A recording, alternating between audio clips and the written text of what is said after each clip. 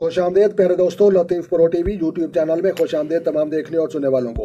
तो प्यारे दोस्तों, खुशबख्त उंगलियां देखने की पहचान और उसका तरीका।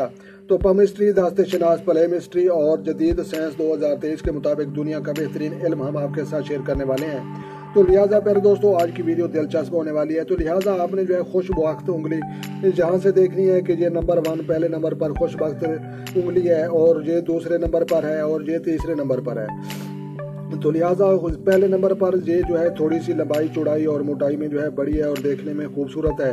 और दूसरे नंबर पर आने वाली इसके साइज में भी जो है कुछ तब्दीली है और उससे थोड़ी सी छोटी है जिस्मात में। और ये जो है ये तीसरे नंबर पर आने वाली है। इसका जो है यहाँ से जो है गुट्टल होता है, ये मोटा होता है और इस तरह का वो नक्शा होता है। तो ये तीसरे नंबर पर है।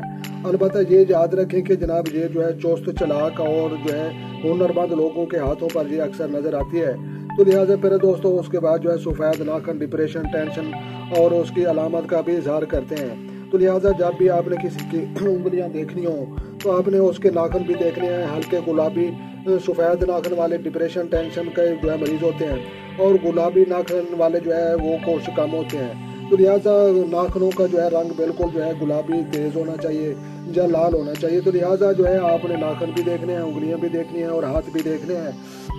और मजीद दास्ते शनास की इस तरह की अच्छी अच्छी वीडियो देखने के लिए जनाब आप लतीफ़ प्रो टीवी चैनल पर जो है तशरीफ लाएं।